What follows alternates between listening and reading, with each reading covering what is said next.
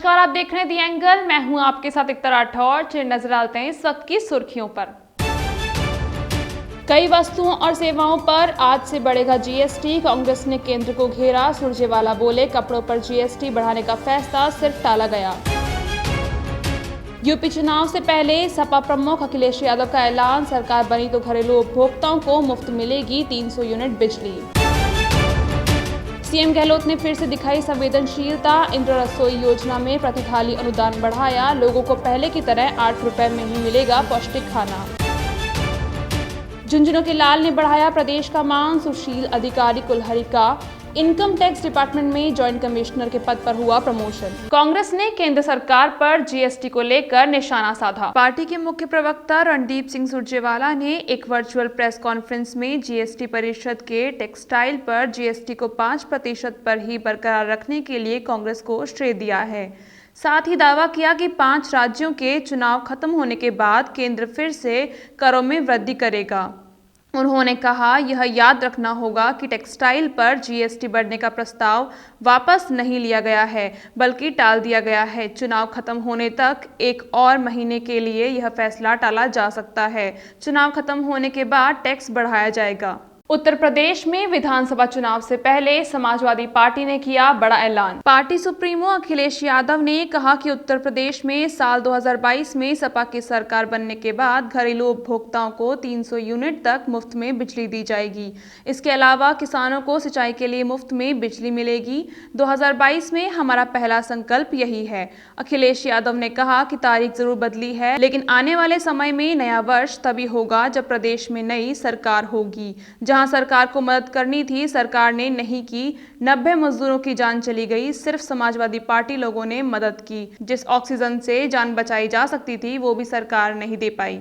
तमिलनाडु में एक पटाखा फैक्ट्री में भीषण आग लगने से 3 लोगों की मौत हो गई। हादसे में कई लोग घायल हो गए। जानकारी के मुताबिक विरुधुनगर जिले के पास स्थित फैक्ट्री में अचानक हुए धमाके के बाद वहां आग लग गई। घटना जिले के शिवकाशी के पास मेटुपत्ती गांव में हुई है। पुलिस ने बताया कि आरकेवीएम पटाखों की फैक्ट्री में आग लग गई, जिससे कई विस्फोट हुए, जिसमें कम से कम 7 गोदाम और शेड गिर गए। यहाँ पटाखों और अत्यधिक ज्वलनशील रसायनों का भारी भंडार था। पुलिस ने धमाके की वजह के बारे में बताते हुए कहा कि ये धमाका रसायनों का प्रबंधन करने के दौरान घर्षण की वजह से हुआ, जिसके बाद आग लग गई। इसके बाद दमकल की गाड़ियां मौके पर पहुंची और आग पर काबू पाया गया। कोई भूखा ना सोए का संकल्प पूरा करने के लिए मुख्यमंत्री अशोक गहलोत ने एक बड़ा फैसला लिया है। सरकार ने योजना के तहत प्रति थाली अनुदान की राशि 12 रुपए से बढ़ाकर 17 रुपए करने का फैसला लिया है। खाने पीने की चीजों के दामों में लगातार हो रही बढ़ोतरी को देखते हुए मुख्यमंत्री गहलोत ने ये संवेदनशील फैसला लिया है। इससे जरूरतमंद लोगों को निरंतर गुणवत्ता युक्त और पौष्टिक भोजन उपलब्ध कराया जा सकेगा। राज्य सरकार इस पर सालाना 27.63 करोड़ रुपए का अतिरिक्त वित्तीय व्यय भार वहन करेगी। वहीं लाभार्थियों को पहले की तरह 8 रुपए प्रति थाली की दर से भोजन उपलब्ध करवाया जाता रहेगा। जानकारी के मुताबिक योजना में अब तक 4.79 करोड़ भोजन की थाली परोसी जा चुकी है। पीसीसी चीफ गोविंद डोटासरा और गुजरात के पूर्व पीसीसी चीफ मीडिया से रूबरू हुए। इस दौरान गुजरात कांग्रेस के प्रभारी डॉक्टर रघु शर्मा भी मौजूद रहे। मोडवाडिया ने कहा कि केंद्र सरकार नए साल पर कोरोना की तीसरी लहर और महंगाई का तोहफा लेकर आई है। वहीं कपड़ों और फुटवेयर पर जीएसटी बढ़ाने, एटीएम से फ्री ट्रांजैक्शन बंद करने जैसे फैसलों को लेकर भी केंद्र पर निशाना साधा जा रहा है। डोटासरा ने महंगाई के मुद्दे पर केंद्र को आड़े हाथ लिया। वहीं बीजेपी के समर्पण निधि अभियान को लेकर कहा कि सत्ता के जोर जुल्म से लोगों से पैसा लिया जा रहा है, बाद में इसे ब्लैक मनी को व्हाइट मनी में बदला जाएगा। नए साल की शुरुआत से ही इसे लेकर विभिन्न संयोगों पर चर्चा होने लगी है। ज्योतिषविदों के मुताबिक इस दिन ज्येष्ठा नक्षत्र मासिक शिवरात्रि होने के साथ ही कई शुभ योग रहे। शनि बुध के द्विग्रह योग बनेगा। नए साल के लिहाज से यह राशि परिवर्तन प्रजाहित और प्रजातंत्र में कई मायनों में खास होगा। ज्योतिषाचार्य पंडित विनोद शास्त्री ने बताया कि कन्या लगन में शुरू हुए वर्ष 2022 में राहु, केतु, शनि, बृहस्पति के ग्रह संयोग खास होंगे। इससे आर्थिक गतिविधियों में गति मिलेगी। वहीं ज्योतिषाचार्य पंडित राजकुमार चतुर्वेदी ने बताया कि नव वर्ष 2022 अंक गणित के हिसाब से 2022 का योग 6 अंक होता है। मूलांक 6 का स्वामी शुक्र को कहा गया है, जो धन, ऐश्वर्य, सुख, संपत्ति और निरोगी काया देने वाले हैं। नमस्कार। नव वर्ष की बहुत बहुत शुभकामनाएं। सन 2022 हर वर्ष की तरह कन्या लग्न में प्रारंभ होने जा रहा है और इस वर्ष ग्रह योगों के बहुत बड़े परिवर्तन होने जा रहे हैं। अप्रैल महीने में ही राहु, केतु, शनि और बृहस्पति ये तीनों राशि परिवर्तन कर रहे हैं। शनि कुंभ राशि में आ रहा है, बृहस्पति मीन राशि में जा रहा है, राहु और केतु मेष और तुला राशि में आ रहे हैं। ये मंद ग्रह हैं। इन ग्रहों का परिवर्तन प्रकृति को, पर्यावरण को और आम जनजीवन को बहुत प्रभावित करता है। नववर्ष 2022 शनिवार के दिन आ रहा है। भारतीय नववर्ष विक्रम संवत 2069 भी शनिवार के दिन आएगा। शनिवार के दिन किए गए सभी कार्य स्थायी होते हैं। इस दिन थावर थर्पणा कहलाती है।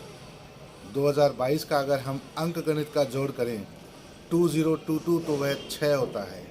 6 अंक का स्वामी शुक्र कहा गया है। शुक्र धन, ऐश्वर्य और सुख के प्रदाता कहे गए हैं। साथ ही असाध्य रोगों के कारक भी शुक्र देव ही हैं। तो जो 2-2.5 साल से जो पृथ्वी पर महामारी कोरोना फैल रही है उसका स्थायी समाधान 2022 में हमें प्राप्त होगा। 2022 सभी के लिए धन, ऐश्वर्य, सुख का कारक और व्यापार वृद्धि के रूप में आएगा और निरोगी काया भी हम सबको प्राप्त होगी। शनिवार के दिन नववर्ष का प्रारंभ कुमार योग और सर्वार्थ सिद्धि योग में हो रहा है, जो सभी के लिए सभी कार्यों को स्थायी करेगा और सुखों में वृद्धि करेगा। जयपुर के निर्माण नगर में श्री मंगलेश्वर महादेव मंदिर में श्रीमद् भगवद गीता का समापन हुआ। इसके तहत शिव बारात का भव्य आयोजन हुआ। भगवान शिव की बारात अजमेर रोड श्यामनगर तिराहे से सजकर निकली। इस दौरान भक्त नाचते गाते, भक्ति रस बरसाते हुए और भोले शंकर के जयकारे लगाते हुए चल रहे थे। बारात विभिन्न मार्गों से होते हुए कथा स्थल तक पहुंची। कथा में शिव पार्वती की वरमाला का प्रसंग हुआ। इसके बाद व्यास पीठ पर वृंदावन से पधारे विष्णु शरण जी महाराज ने कथा वाचन किया, जबकि हवन यज्ञ भंडारे के साथ भागवत कथा का समापन हुआ। 7 दिनों से हमारे यहाँ मंगलेश्वर महादेव में भागवत हो रही है। हम महिला मंडल की ओर से सब ये करवा रहे हैं और अच्छी यूथ की, युवाओं के अच्छे इस साल में जो आगे कार्यक्रम है उसके लिए संदर्भ में हम अच्छा कार्यक्रम प्रस्तुत कर रहे हैं कि आगे इन लोगों को अच्छा भगवान के उसमें हमने आज शिव जी की बारात निकाली है और प्रदोष काल में शिव जी की बारात निकाली है, जिससे कि आगे बच्चों में अच्छा मैसेज आए, वो अच्छी तरह भगवान का नाम लें। प्रतापनगर के कुंभा मार्ग पर 24 कुंडीय गायत्री महायज्ञ हुआ। नव वर्ष 2022 के स्वागत अभिनंदन और कोरोना महामारी नाश के लिए महायज्ञ करवाया गया। इसके तहत अग्नि स्थापन और अन्य क्रियाओं के बाद गायत्री महामृत्युंजय महामंत्र के साथ विश्व कल्याण की कामना के साथ यज्ञ भगवान को आहुतियां अर्पित की गई। कोरोना महामारी के निवारण के लिए विशिष्ट मंत्रों के साथ भी आहुतियां अर्पित की गई। शांतिकुंज हरिद्वार से आई टोली नायक सुनील शर्मा ने कहा कि नए साल में हम एक बुराई छोड़कर एक अच्छाई ग्रहण कर व्यक्तित्व में देवत्व का विकास करें। इस मौके पर पुंसवन, विधारंभ दीक्षा, अन्य प्रशासन सहित विभिन्न संस्कार भी संपन्न करवाए गए। गायत्री माता की आरती और यज्ञशाला की परिक्रमा के दौरान वातावरण गायत्रीमय हो गया। नववर्ष का शुभारंभ प्रभु भक्ति के साथ हुआ। नए साल का पहला सप्ताह छोटी काशी जयपुर में राम कथा, भागवत कथा और हनुमत कथाओं के नाम रहेगा। शुक संप्रदाय पीठाधीश्वर दादा गुरुदेव रसिक माधुरी शरण महाराज के 123वें जयंती महोत्सव के उपलक्ष्य में 1 से 9 जनवरी तक अजमेर रोड पुरानी चुंगी के पास नीलकंठ कॉलोनी स्थित बरसाना धाम में राम कथा की शुरुआत हुई।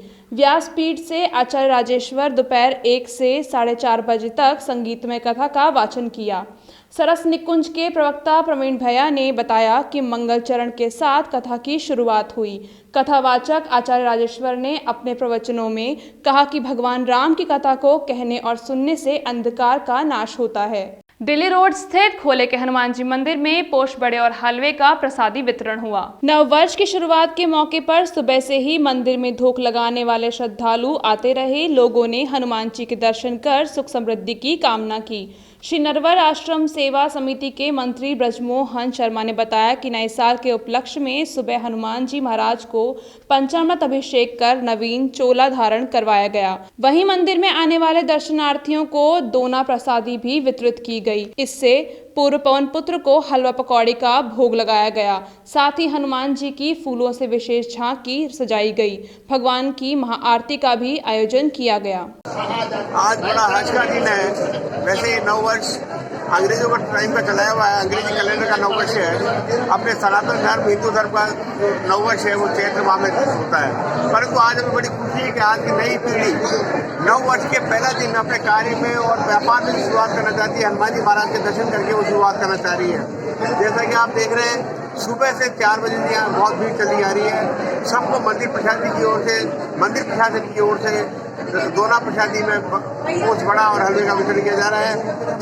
सभी कर्मचारी हमारे सहयोग में लगे हुए हैं। सभी यात्री अपने अनुशासनात्मक तरीके से कोविड की पालना करते हुए सभी दर्शनार्थी यहाँ दर्शन कर रहे हैं। सिरोही के राजकीय बालिका उच्च माध्यमिक विद्यालय में फूल लगाकर नए साल का स्वागत किया गया। विश्व संरक्षण मिशन के गोपाल सिंह के अनुसार कार्यक्रम में प्रधानाचार्य हीरा खत्री, व्याख्याता देवीलाल, विजय लक्ष्मी धबई, भारती सुतार के मार्गदर्शन में विद्यालय की बालिकाओं ने 22 पौधे लगाए। व्याख्याता और वृक्षारोपण प्रभारी देवीलाल के जन्मदिन पर कलमी आम पौधा लगाया गया।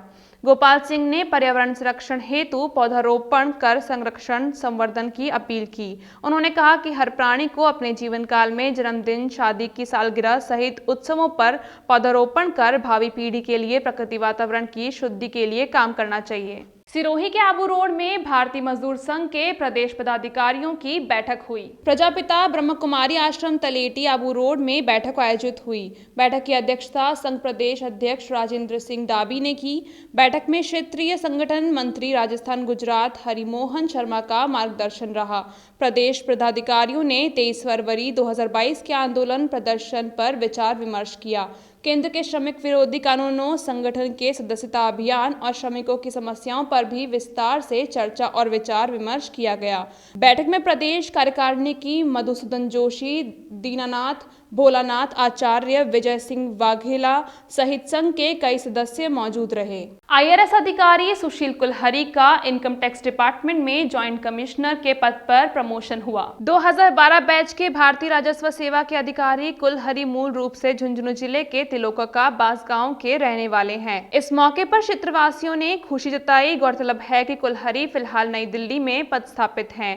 वे इससे पहले राजस्थान प्रशासनिक सेवा के 2006 बैच के अधिकारी रह चुके हैं। आज के लिए बस इतना ही। अगर आपको हमारा चैनल पसंद आया तो लाइक शेयर सब्सक्राइब जरूर करें।